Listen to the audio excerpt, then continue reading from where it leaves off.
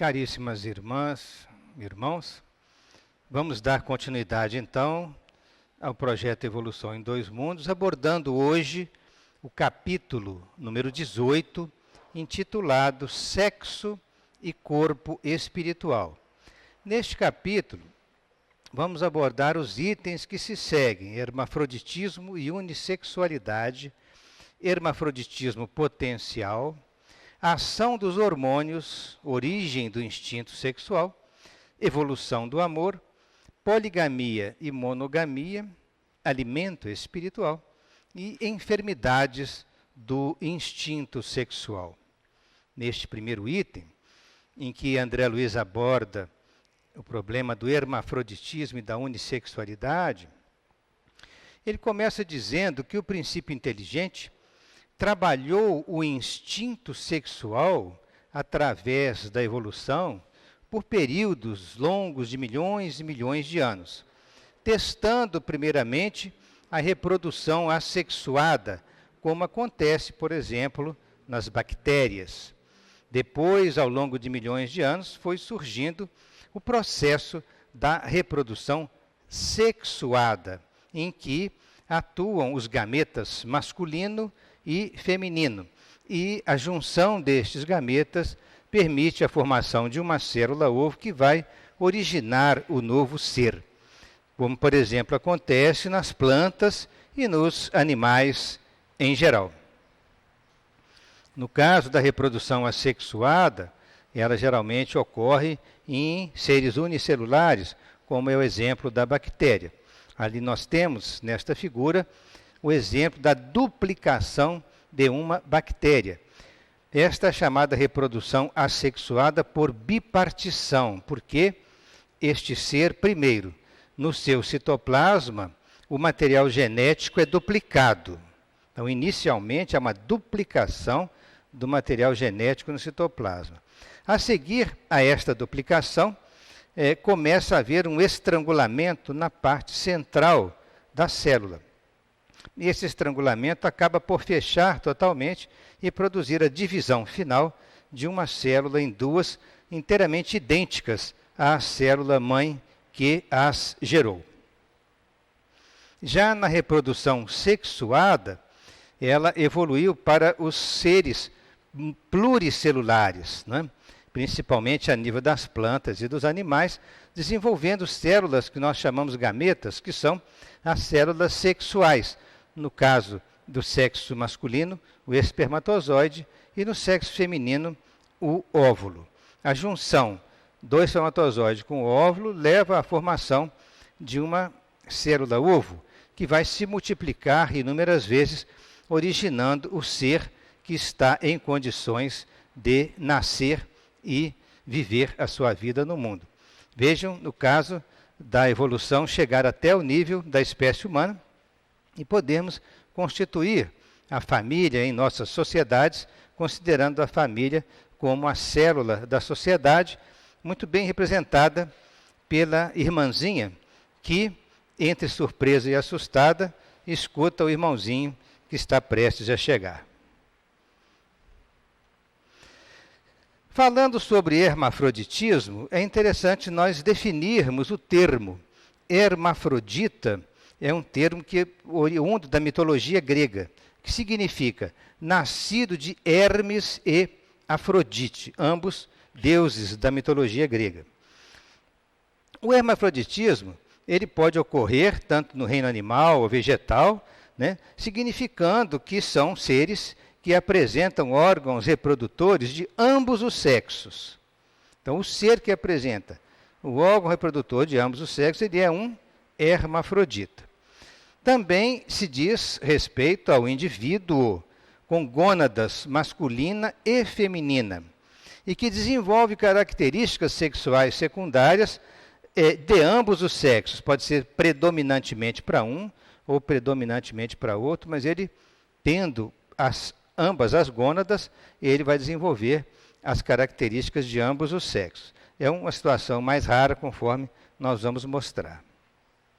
Já o unissexuado é em oposição ao hermafrodita, é o indivíduo que tem um só sexo. Ele pode ser ou do sexo masculino, biologicamente falando, ou do sexo feminino.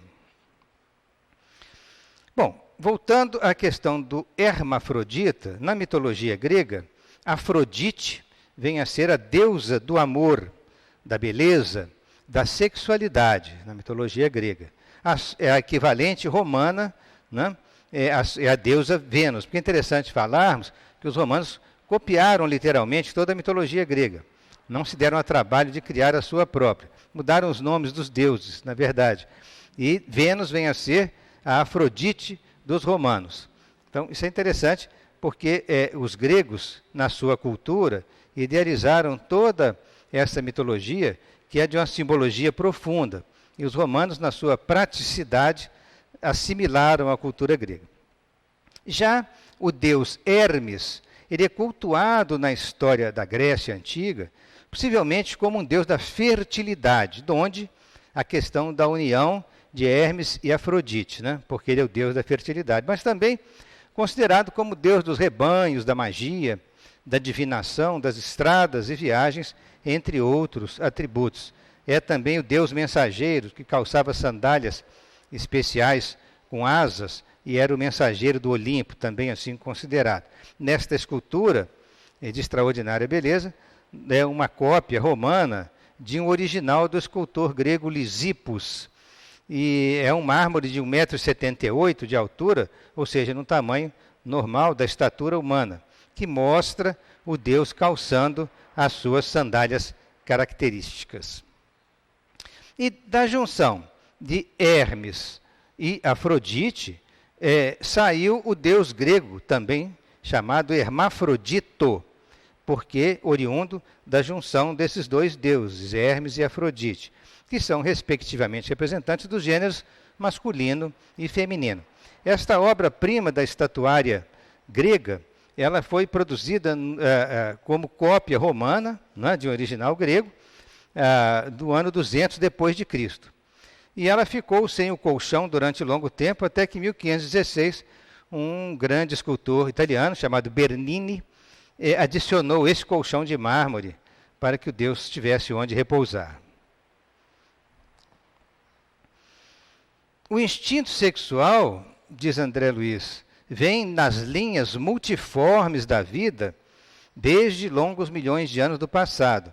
E passando por esses milênios numerosos, o princípio inteligente estagiou tanto no hermafroditismo das plantas, né, nas plantas chamadas das fanerógamas, que têm flores, e que nas flores nós temos os dois aparelhos genitais, os dois representantes do sexo masculino e feminino. Nós temos os estames nestas flores e temos os pistilos. Os estames representando o sexo masculino, o gameta masculino, e os pistilos, o gameta feminino. São plantas fanerógamas, são as plantas que produzem flores, e que pelas flores produzem os frutos. Do grego, faneros significa visível, e gamos significa casamento. Então, é a exposição dos órgãos sexuais da planta. Então, é um vegetal com órgãos reprodutores expostos, que se multiplica por sementes, como as chamadas angiospermas, que contêm flores, e as gimnospermas, que contêm estróbilos. Mas, em ambos os casos, são plantas que produzem sementes, cujos órgãos reprodutores se encontram expostos. É o caso, por exemplo, citando aqui o tomate, né, mostrando que do grego angio significa urna, caixa, uma coisa em que vamos encerrar algo dentro, não é? Esperma, semente. Então, é a semente fechada, encerrada dentro do fruto. Tem como característica exclusiva a semente contida, então, no interior do fruto, e por esse motivo são conhecidas como plantas frutíferas e correspondem ao maior grupo de plantas com maior número de espécies sobre a terra. E aqui nós vemos um fruto, né, do tomate aberto, e vemos as sementes perfeitamente colocadas no interior do fruto. Já as chamadas gimnospermas, do grego gimnos, nua, esperma, semente, significa que a semente está exposta. A semente não está encerrada dentro de um fruto. São plantas que produzem flores e sementes, porém a descoberto, e não produzem frutos. Essas flores são de um só sexo, masculino ou feminino. Então, nós estamos vendo aqui da araucária, que é o nosso pinheiro, a araucária brasiliensis, nós temos vendo a fruta, que é a pinha, né, que tem as sementes expostas. Então, não há uma flor, né, conforme os outros tipos de plantas citados, né, as angiospermas. Já nas gimnospermas, fica exposta a semente, não produzindo exatamente um fruto como as plantas frutíferas. Essas plantas chamadas criptogâmicas, elas são em anteposição às plantas anteriormente mostradas, porque nós vamos explicar o significado da palavra criptogâmica. E nós estamos citando nominalmente cada tipo de planta em botânica, exatamente para explicar os termos aos quais André Luiz se refere na exposição deste capítulo no item 1. Nas plantas criptogâmicas, diz ele, o princípio inteligente ensaiou também a reprodução sexuada, e através da união dos gametas, que são os masculinos representantes chamados anterozoides, e os femininos representados pela oosfera. Então, a oosfera é o gameta feminino e o anterozoide é o gameta masculino. Exemplos de musgos, samambaias e avencas, que são plantas deste grupo das chamadas criptogâmicas, cuja palavra, ou criptógama, significa do grego. Kryptos quer dizer oculto, gamos, casamento. Então, essas plantas, elas têm os órgãos reprodutores protegidos, que se reproduzem por esporos ou por gametas, como as pteridófitas, briófitas e algas. As pteridófitas são as samambaias, as briófitas os musgos e as algas já conhecidas de todos nós. Então, esses órgãos reprodutores estão ocultos, estão escondidos, são diminutos. Então, esse criptos ou cruptos refere-se ao fato de estar escondido, de estar oculto. Alguém que é encerrado numa cripta, né? O corpo do indivíduo numa cripta, ele está escondido numa cavidade, de onde o nome cripta, né? Então, exemplos de plantas criptógamas, como, por exemplo, ali os musgos, estão subindo por uma pedreira com a cor maravilhosa, um verde lindo, né? Estão revestindo aquele rochedo. E temos as samambaias, que são plantas decorativas, muito bonitas também, e algas, que nesta foto, esta alga está em água, em ambiente aquático, mas como a água é muito clara, muito limpa, a gente não nota a presença da água ali, mas de fato, estas algas estão em ambiente aquático ali, na beleza da disposição daquele vegetal.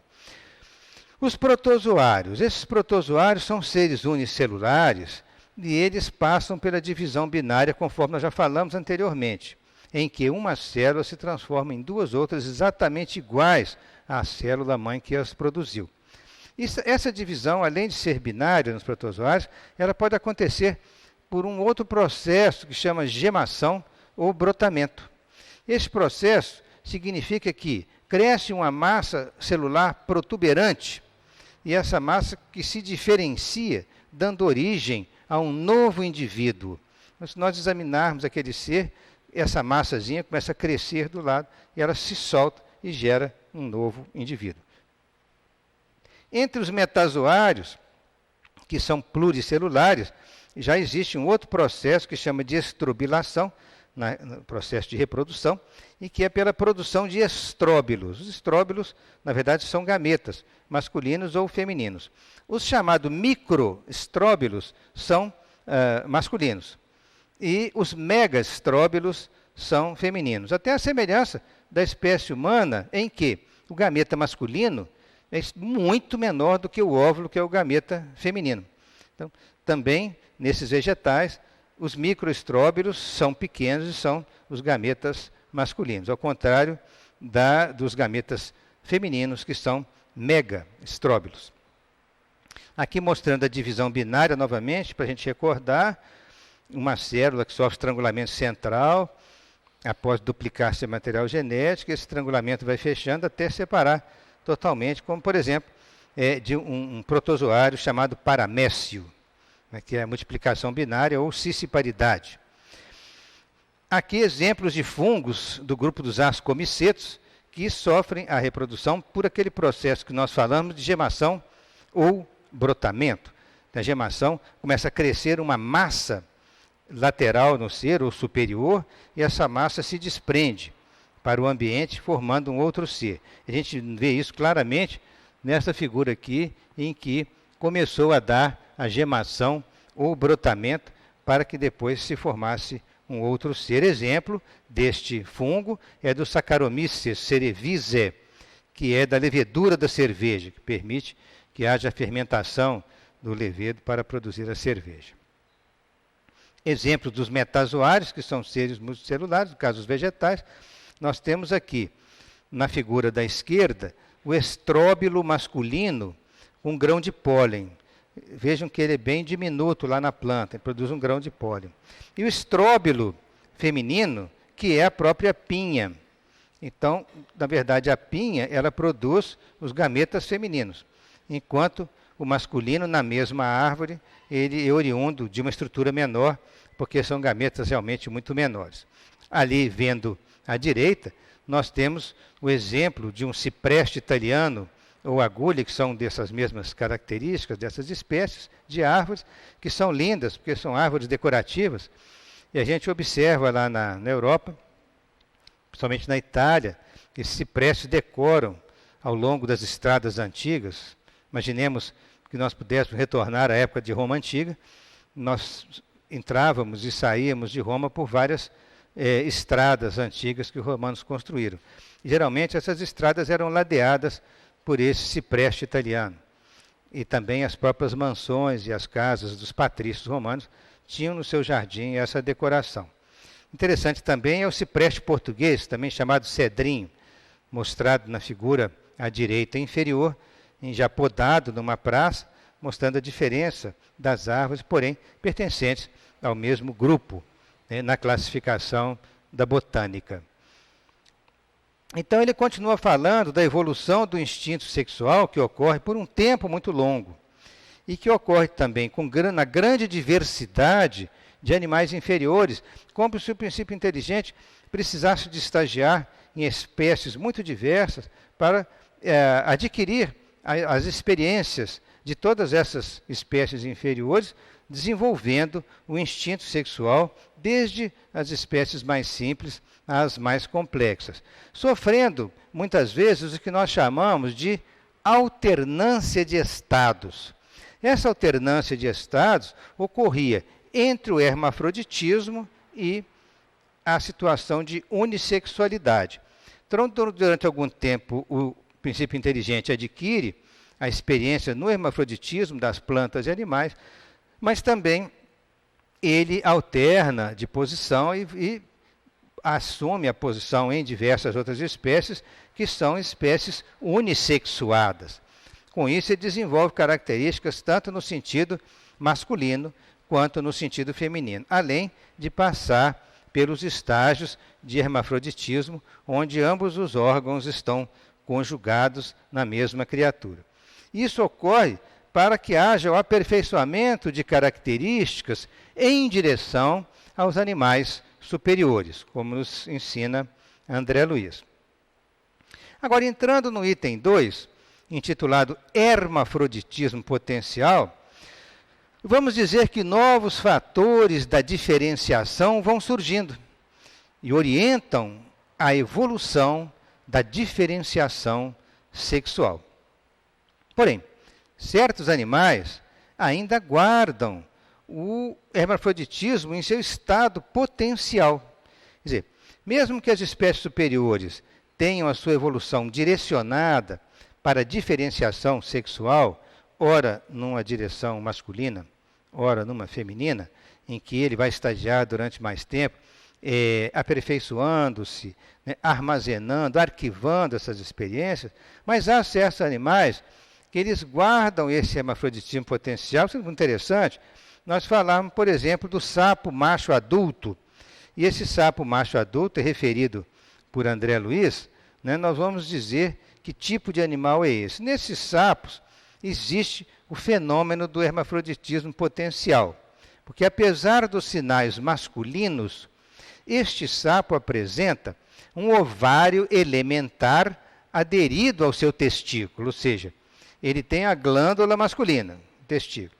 Mas aderido a esta glândula tem um ovário elementar chamado corpo de Bieder, que André Luiz se refere no livro Evolução em Dois Mundos. Então, conhecido como corpo de Bieder, nós vamos ver uma figura da localização deste pequeno corpo que representa o ovário elementar aderido ao testículo do animal. Se nós fizermos a extirpação cirúrgica desse testículo do sapo, vai ocorrer um fenômeno interessante. Vai haver uma ativação do ovário, ativação por causas hormonais, e aí ele vai mudar de sexo, por uma ação da hipófise. Então, isso é muito interessante nós observarmos que era um ovário alimentar, mas com a retirada do testículo, o ovário se desenvolve e vai atuar como gônada feminina normal, um ovário adulto. Então, nós estamos vendo nessa figura da esquerda, é interessante mostrar ali, que nós temos, de um lado, né, um rim, tem outro rim aqui. Aqui nós temos os dois testículos do animal. Mas sobre o testículo nós temos um ovário elementar. Este ovário elementar é que recebe o nome de corpo de Bieder, ou órgão de Bieder, que está aderido ao testículo. Esse é o tipo de sapo que apresenta essa estrutura anatômica peculiar, chamado Chaunus ornatus. Esse animal, se, por uma experiência feita pelos zoólogos, se for extraído o testículo, este pequeno órgão vai se desenvolver como um ovário adulto e transformar a condição de sexualidade do animal. O mesmo acontece do hermafroditismo potencial, como exemplo, nas galinhas. Cerca de 5 a 10% das galinhas adultas, elas apresentam o ovário esquerdo desenvolvido e o ovário direito rudimentar. Muito interessante. 5 a 10% das galinhas. Se for extirpado o ovário esquerdo, que é o desenvolvido, né, transforma-se o ovário direito em um testículo, antes inibido pelo ovário esquerdo. Então, vamos rememorar. Nós temos uma porcentagem razoável de galinhas adultas que possuem o ovário esquerdo desenvolvido e o direito rudimentar.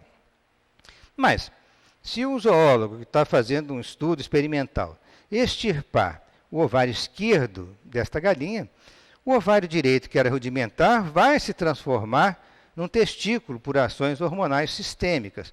E o animal muda de sexo. A galinha passa a ser um galo, cria crista e ainda canta igualzinho um galo. A galinha transforma-se no galo, que canta, tem crista e com a conduta sexual já de galo, né, do animal macho. Isso é muito interessante, porque eles têm esse hermafroditismo potencial e basta que haja uma ação de intervenção para que surja o outro sexo.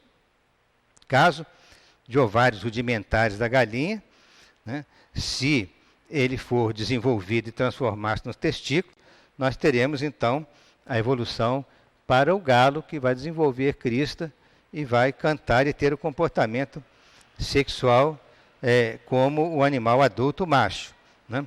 Então, nessa condição, nós não sabemos ainda qual o desenvolvimento que ele vai tomar. Mas se for galinha dentro dos 5 a 10%, certamente terá o seu ovário esquerdo, vamos dizer, o seu ovário direito rudimentar, e seu ovário esquerdo será desenvolvido. Isso é a situação do hermafroditismo potencial que nós chamamos a atenção. Falando sobre sexo e herança evolutiva, André Luiz diz que todos os vertebrados, e particularmente o homem, no caso, é herdeiro das mais complexas experiências psíquicas através da evolução, nos domínios da reencarnação. Porque quantas milhares de reencarnações tivemos já depois que surgiu a espécie humana do planeta. Nós tivemos a oportunidade de fazer uma estimativa numa aula anterior, em que cerca de 4 milhões de anos para cá, passando pelos pré-hominídeos e depois pelos hominídeos variados, até chegar ao Homo sapiens, provavelmente nós tivemos, em média, pelo menos umas 50 mil reencarnações dentro da espécie humana. Então, como as experiências são extremamente diversificadas nos domínios da reencarnação, né, apenas o sexo morfológico é que está submetido aos princípios da genética. Por quê? Porque o espírito traz dentro dele uma enormidade de aquisições, um arquivo extremamente complexo em seu inconsciente, e esse arquivo ele pode ser de uma tendência maior masculina ou de uma tendência maior feminina, porque ninguém é 100% masculino e ninguém é 100% feminino. Isso já está muito bem definido pela psicologia. Então, nós poderemos ter o sexo morfológico, e temos de fato, definido pela genética, pelos nossos hormônios, pelas nossas glândulas, mas, no fundo, lá pelas experiências de nosso espírito, experiências essas milenares, nós teremos determinadas tendências e seremos mais predominantemente neste ou naquele sexo atuantes. Não é? Porém, as gônadas, como diz André Luiz, se mostram bipotenciais. Isso é muito interessante também. Nós poderemos ter o nosso sexo genético definido, como de fato o temos, pelos cromossomas que nós vamos mostrar para vocês. Mas essas gônadas, inicialmente, elas se mostram bipotenciais, tanto que todo o organismo reage ao hormônio de ambos os sexos. Se nós pegarmos um indivíduo e tratá-lo com hormônio feminino, ele pode desenvolver caracteres sexuais secundários femininos, e vice-versa em relação ao masculino. Há situações que na área médica assim se tem que proceder, casos de pacientes especiais chamados casos intersexos, ou estados intersexuais, conforme nós vamos mostrar. Então, o organismo reage aos hormônios de ambos os sexos segundo as disposições psíquicas da personalidade. Então, antes de reencarnarmos, nós temos todo um passado, toda uma trajetória espiritual. Claro que ao reencarnarmos, submetemos-nos às leis que comandam a formação do corpo físico na crosta terrestre, e que leis estas que são principalmente dirigidas pela associação dos cromossomas paternos e maternos na fecundação. Porém, nós teremos gônadas bipotenciais, teremos ações hormonais diversificadas e teremos comportamento próprio, dependendo de todas as conjuntos de aquisições que nós tivemos no passado. Bem, na diferenciação sexual humana, nós temos que distinguir o sexo morfológico do sexo psicológico, certo? O sexo morfológico é obtido geneticamente através do sexo cromossômico. Isto acontece na fecundação, na junção dos gametas, o masculino e o feminino. Então, o gameta masculino, espermatozoide, vai fecundar o gameta feminino, que é o óvulo. Forma-se, então, a célula ovo ou zigoto. Agora, o espermatozoide, ele pode carregar consigo, além das 22 unidades de cromossomas somáticos, oriundos do pai, ele vai carregar um cromossoma sexual. Então, vejamos, cada gameta na espécie humana carrega consigo 23 unidades de cromossomas, sendo que 22 são somáticos, relacionados, né, à estruturação do corpo físico, e um deles é um cromossoma sexual, que está relacionado principalmente à formação da gônada, que vai gerar o aparelho genital, no caso masculino, se for um espermatozoide Y, ou feminino, se for um espermatozoide X. Já o óvulo, ele sempre carrega consigo, além dos 22 somáticos, né, ele sempre carrega consigo o 23º cromossoma X, que é um cromossoma sexual. Então, o óvulo não varia. O óvulo tem cromossoma sexual sempre X. E o espermatozoide pode ser X ou Y. Portanto, quem determina o sexo é o gameta masculino. Carregando ele o X, nós teremos uma menina. Carregando ele o Y, nós teremos um menino. Vai associar-se o cromossoma Y e vai produzir um ser do sexo masculino. Então, a célula ovo contendo os 2 cromossomas sexuais iguais, nós teremos o desenvolvimento do sexo feminino, recordando apenas.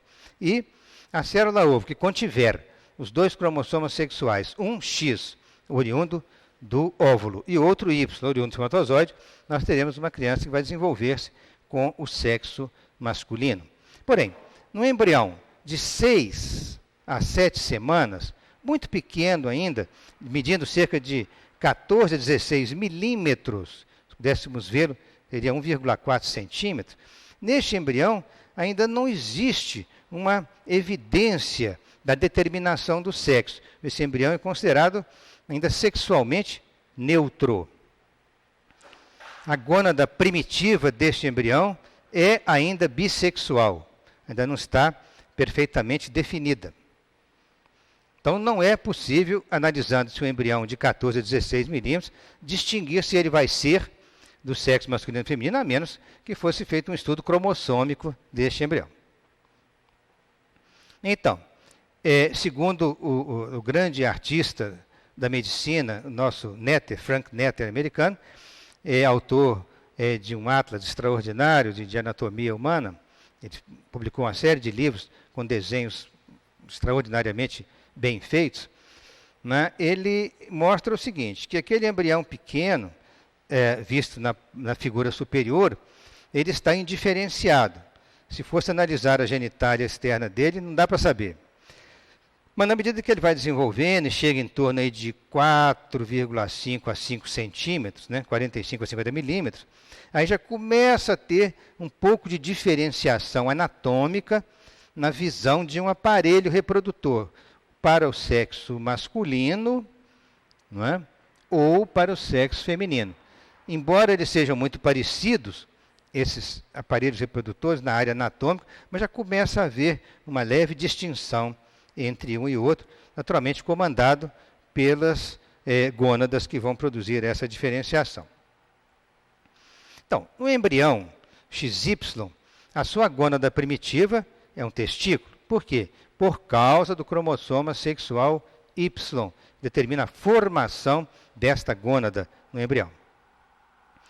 No embrião X, ou seja, ele tem 2 cromossomas sexuais idênticos, o X e o X, a gônada primitiva será o ovário. Então, o testículo, ele produz hormônios, ele produz substâncias especiais que vão determinar o desenvolvimento da genitália masculina, tanto a interna quanto a externa. Já na ausência desses hormônios testiculares, vai se desenvolver uma genitália feminina interna e externa. Isso é uma coisa muito interessante. O testículo, com as suas secreções hormonais próprias, vai desenvolver necessariamente a genitália masculina interna e externa. Mas, se a gônada primitiva não produzir essas substâncias, ou seja, é um ovário, aí, na ausência da substância, desenvolve-se automaticamente a genitália feminina, tanto a interna quanto a externa, mostrando que há uma potencialidade para o desenvolvimento da genitália feminina na ausência de hormônios que caracterizam o desenvolvimento masculino. Digo isso em relação à formação do embrião.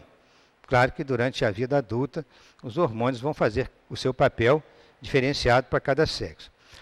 Bom, então nós temos que na ausência desses hormônios, vai se formar a genitália feminina, interna e externa. E, havendo alguma alteração fisiológica nesta fase, na produção dessas substâncias, pode ocorrer um desenvolvimento sexual anômalo e levar determinados recém-nascidos à condição dos chamados estados intersexuais, que são raros, porém existem e necessitam de um diagnóstico médico bem avaliado, bem precoce e um tratamento bem conduzido, para que essa pessoa venha a ter o mínimo de problemas psicológicos durante a sua existência. Assim é que na diferenciação sexual, pela figura, vocês estão vendo os ductos de Wolff estão em vermelho.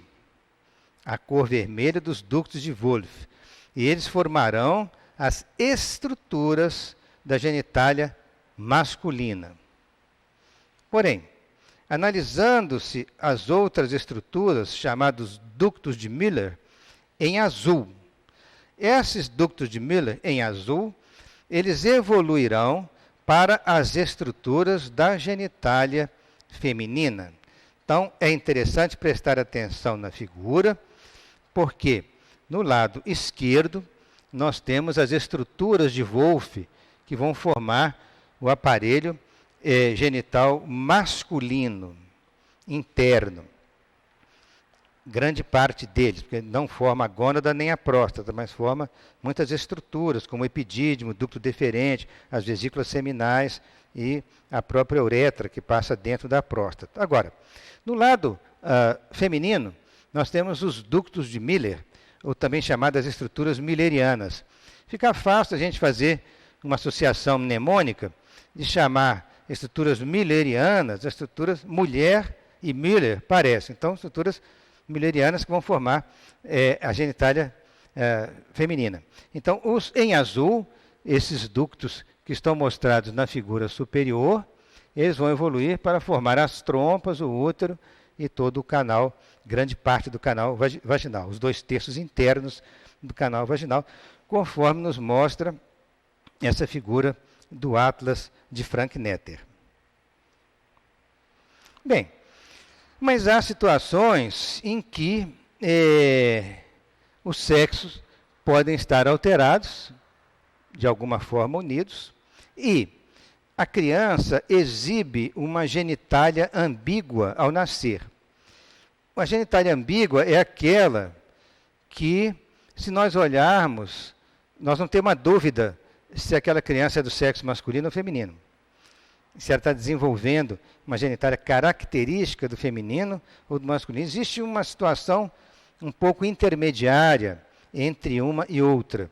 Então, nem sempre os estados intersexuais necessariamente têm que ser portadores de genitália ambígua, mas com uma certa frequência são. Então, essa genitália ambígua ao nascer vai exigir uma avaliação precoce feita por especialistas. Esses especialistas geralmente são os pediatras, né, ou cirurgiões pediatras, e também endocrinologistas, que já existe hoje em dia a especialidade de endocrinologia pediátrica. Então, especialistas que podem acompanhar aquela criança desde o início e, de certa forma, do ponto de vista psicológico e do ponto de vista de orientação social, muitos países recomendam retardar o registro da criança. Não registrar ainda, para definir melhor qual vai ser a conduta terapêutica para aquele caso.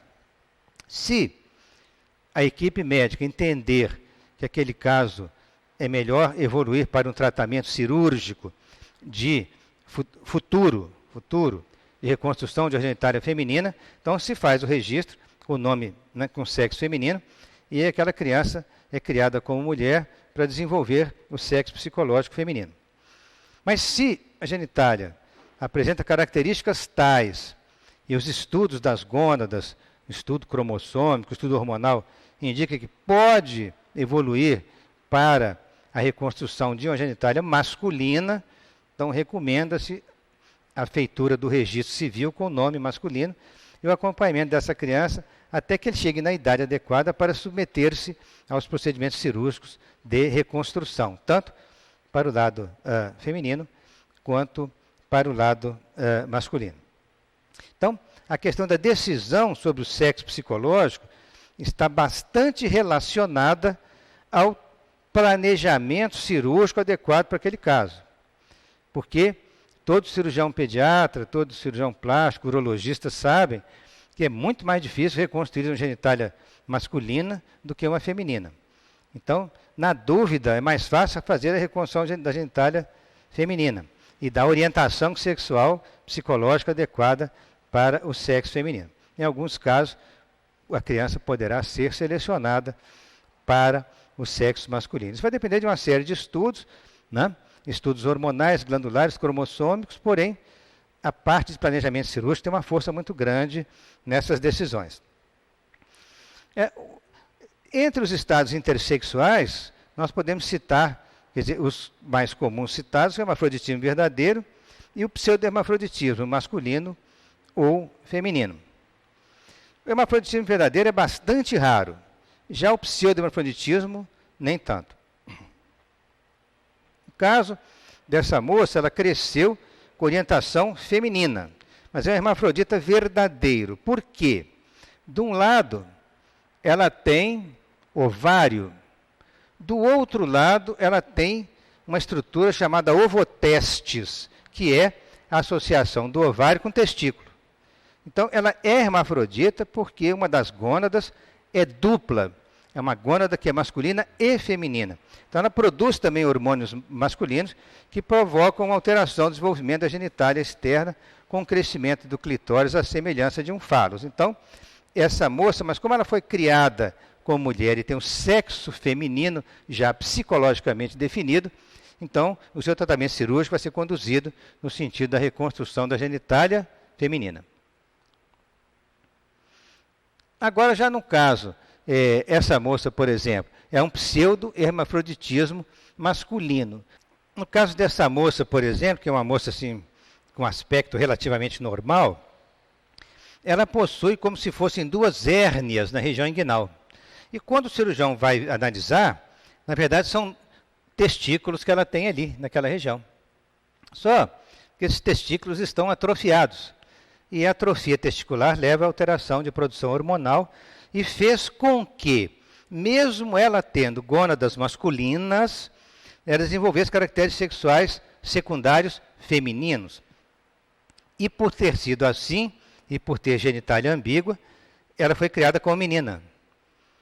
Sorte dela, porque a cirurgia de conversão da genitália fica mais fácil para o lado feminino, né?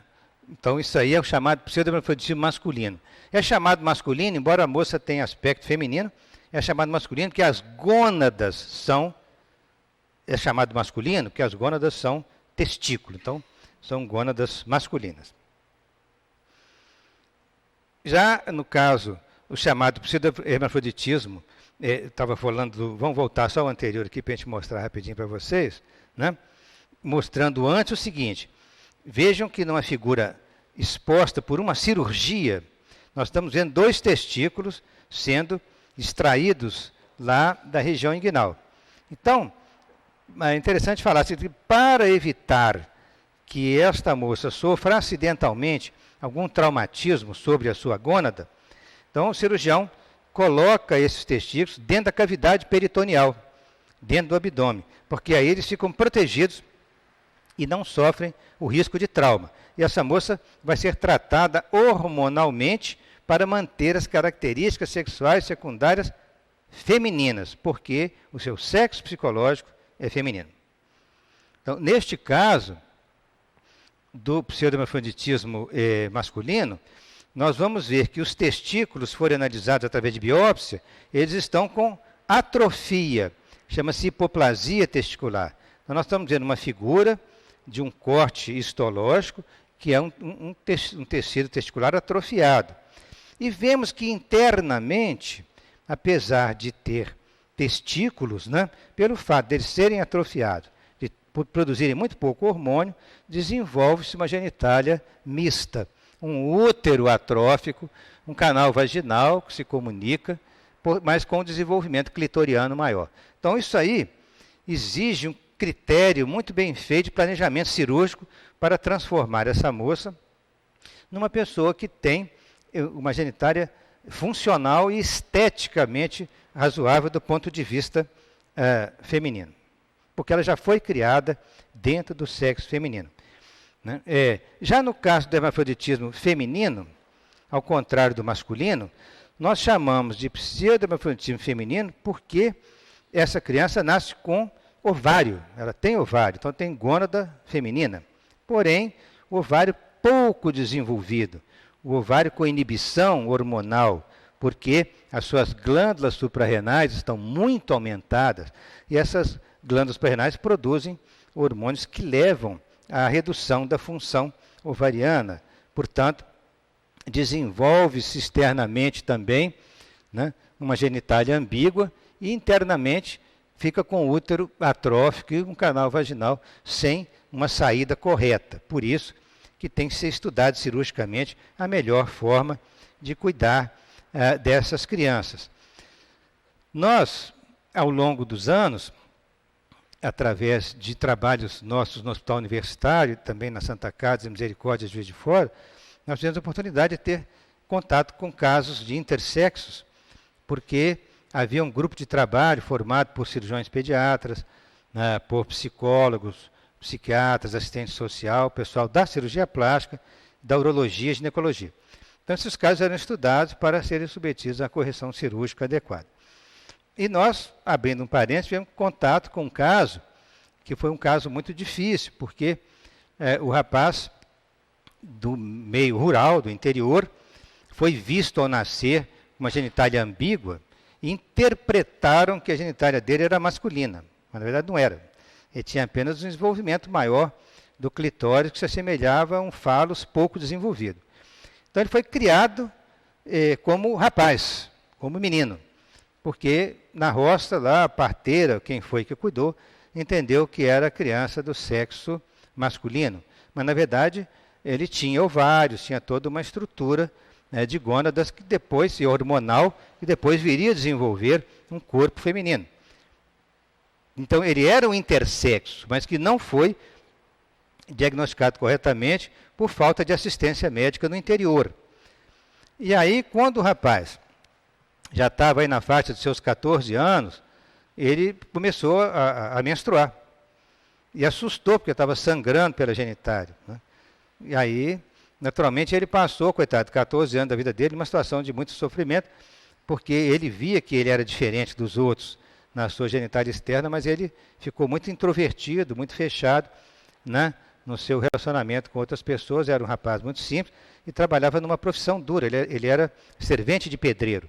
Então, ele teve que ser submetido a toda uma cirurgia, um conjunto de cirurgias muito complexas, para tentar dar a ele uma genitália que se assemelhasse à genitália masculina, porque a essas alturas, já com 15 anos, e depois 16, nós acompanhamos ele nesse período, uns 2 anos, não havia mais condição de reversão do sexo psicológico. Vejam bem, alguém que é criado como homem, não se vai chegar perto desse indivíduo, olha, fizemos um exame, você, mulher, tem que fazer uma cirurgia para transformar. Ele não vai aceitar em hipótese alguma. Então, ele foi submetido a cirurgias mais complexas, de extirpação das glândulas mamárias, de extirpação do útero, dos ovários, do canal vaginal, e teve que transformar o fálus, através de 3 cirurgias, num que se assemelhasse razoavelmente a um pênis de um indivíduo do sexo masculino.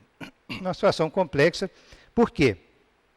Não foi corretamente avaliado ao nascer. Nasceu no interior, e aí sofreu as consequências dessa falta de condições de uma assistência de saúde adequada no meio rural. Entrando no terceiro item, nós vamos ver a ação dos hormônios. Diz André Luiz que, através da evolução, desenvolveu-se também uma ampla riqueza hormonal. Através da produção de glândulas sexuais mais complexas, né, que liberam hormônios masculinos ou femininos na corrente sanguínea, que são hormônios quimicamente derivados do grupo dos esteróis, cujo núcleo químico é ciclopentano peridrofenantreno. Vocês devem estar se imaginando por que a gente está dizendo um nome químico desse tamanho, mas de fato, tanto quanto os estados intersexuais, né, abordados agora há pouco tempo, mas também quanto à bioquímica dos hormônios, André Luiz refere-se aos termos. Nós fomos estudar o capítulo, teremos esses nomes ali referidos, porque há situações em que ele aborda, né, nomes técnicos, às vezes de uma certa complexidade. Então ele cita ipsis literis lá, né, o núcleo hormonal dos esteroides, os hormônios, né, corticosteroides produzidos pela córtex da suprarrenal, e que é o chamado ciclopentano peridrofenantreno, que é o núcleo químico complexo desses hormônios. Então, nós temos aqui apenas, por curiosidade, para a gente ver a complexidade estrutural dessa molécula, nós temos fórmulas planas, né, da molécula e temos uma fórmula espacial, sem objetivo nosso de entrar em detalhes sobre isso, mas é para mostrar para vocês a complexidade química dessa estrutura que foi detalhada no século XX, quando se estudaram mais aprofundadamente a estrutura desses hormônios. Bom, a ação dos hormônios. Esses hormônios nós temos os estrogênios, que são produzidos pelos ovários, principalmente, e que desenvolvem os caracteres sexuais secundários femininos. Nós temos os androgênios, principalmente nós vamos falar da testosterona, mas são produzidos pelos testículos, principalmente, né, os androgênios, e que têm desenvolvimento, são responsáveis pelo desenvolvimento dos caracteres sexuais secundários masculinos. Esses hormônios podem sofrer, bioquimicamente, ações estimulantes ou inibitórias. Eles incentivam a maneira de proceder da espécie, mas, como eles atendem a impulsos e determinações da mente, via corpo espiritual, eles não constituem, assim, os hormônios, então, a origem desses estímulos. Quer dizer, é claro que o hormônio, bioquimicamente, fisiologicamente, ele vai influir no comportamento. Mas a liberação desses hormônios deriva de impulsos e determinações superiores da mente. Então, não podemos dizer que o hormônio seja a causa primeira, né, desses estímulos. Não estaria nos hormônios, então, a origem desses estímulos, porque estaria obedecendo às vibrações incessantes do campo mental da criatura. Desta forma, então, esses hormônios não se armazenam no organismo por longo prazo, mas eles exercem a sua ação, transformam-se bioquimicamente, né, rapidamente, e são logo excretados, quer dizer, eliminados principalmente pelos rins. Então, esses efeitos dos hormônios, eles sofrem de relativa especificidade, como as glândulas sexuais e seus hormônios, não de forma absoluta, mas com um efeito relativo. Nessa figura, que tem um apelo didático muito interessante, porque se divide a criatura em, né, masculina à esquerda e feminina à direita, nós vamos ver que desde lá de cima temos a glândula hipófise, com as suas, né, duas subdivisões, anterior e posterior, seus dois lobos, e a glândula hipófise vai liberar vários hormônios na corrente sanguínea, né? Tanto hormônios que vão estimular o desenvolvimento, né, do testículo para produzir, né, a testosterona, hormônio masculino, como também vão estimular os ovários a produzir os hormônios femininos característicos, né, que seriam o estrogênio e a progesterona, que são responsáveis pelo desenvolvimento dos caracteres sexuais secundários. Testículo de um lado para os masculinos e ovário do outro lado para os femininos. Então, existe uma interação da hipófise, que é a glândula, talvez a glândula principal, temos a pineal, né, interligada com o sistema. Abaixo da pineal temos a hipófise, e da hipófise descendo, temos o eixo hipotálamo hipofisário e até as suprarrenais, e há uma interação de todas as glândulas do organismo, unificadas pelo sistema nervoso neurovegetativo.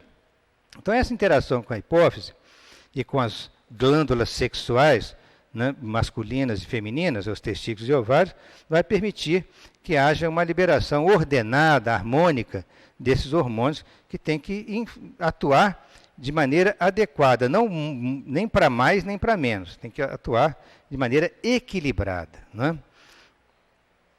A ação dos hormônios, falando ele agora, do sexo oposto, né? Então, os hormônios femininos, eles vão responder pelos caracteres sexuais femininos, naturalmente, né? Mas podem também desenvolver alguns deles no indivíduo do sexo masculino. Então, teria alguns indivíduos do sexo masculino um pouco de ação hormonal feminina. O mesmo ocorre com os hormônios masculinos, né? Porque experimentos de castração ou injeção hormonal provaram que existe uma liberação de hormônios heterossexuais, quer dizer, hormônios liberados pelo sexo masculino, que terão uma certa ação feminina, mais leve, claro, e hormônios do sexo feminino, que liberados em doses muito pequenas, terão leves ações masculinas, até no próprio comportamento da pessoa. Então, em casos clínicos, por exemplo, se o indivíduo tomar hormônios femininos, ele pode até produzir um certo crescimento da mama com um tratamento hormonal. É um exemplo que está sendo citado clínico aí. Mas André Luiz vai mais além, falando das gônadas e da ação mental. Porque, embora a específica ação dos ovários e dos testículos, diz ele, as gônadas, refletindo os estados da mente, herdeira direta de experiências inumeráveis, essas gônadas produzem também os chamados hormônios heterossexuais. Ou seja, uma pequena quantidade de hormônio masculino produzido pela mulher, uma pequena quantidade de hormônios femininos produzidos pelo homem. Esses são chamados hormônios heterossexuais. E esses hormônios atuam nos sexos opostos, ou seja, eles são efeitos bissexuais das gônadas. Tanto que hoje em dia, modernamente, a medicina vem estudando isso e especialistas em nutrologia, em endocrinologia, em medicina de envelhecimento, em medicina preventiva, eles vêm estudando isso em profundidade. Quando pedem exames de seus pacientes, eles já pedem a dosagem dos hormônios opostos na pessoa. Então, se pede a dosagem, além dos hormônios femininos de uma mulher, se pede também dosagem de testosterona na saliva, por exemplo. Também no homem são feitos pedidos de dosagem hormonal, não somente relativos ao homem, mas também de hormônios femininos, que são dosados em quantidade muito menor, mas que exercem o efeito bissexual da gônada.